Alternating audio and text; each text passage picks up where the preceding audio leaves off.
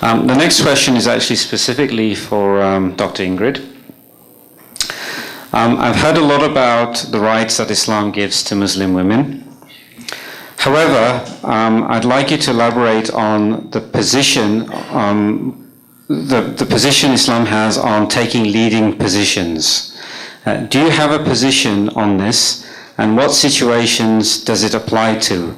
National level, state level, town level, at an organizational level, especially since you're the president of ISNA?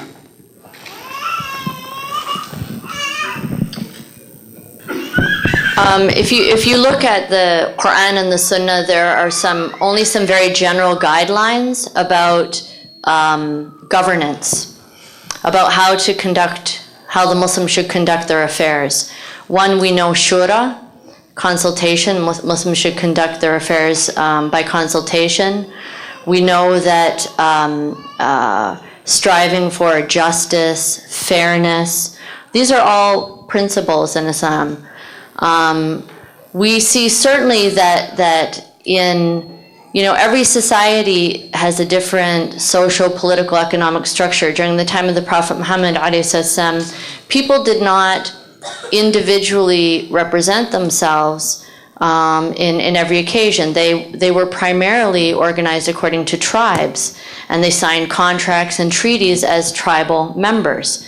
Their leaders represented them, and in a way that was very informal, because they were close to each other. They had this sense of kinship, and so there was, it wasn't necessary for the head to go and, find out everyone's opinion.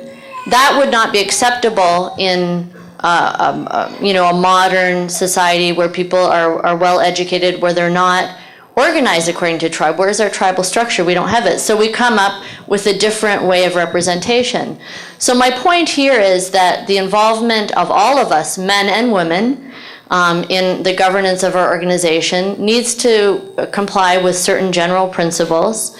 And then really it's up to us to conduct our affairs according to our best ijtihad, our best understanding of those principles that the sources of the Quran and Sunnah give us. So clearly for the Islamic Society of North America, there's no barrier to a woman who's considered to be by the membership, whether they're correct in that or not, competent for a position to obtain that position, and that's based on the understanding of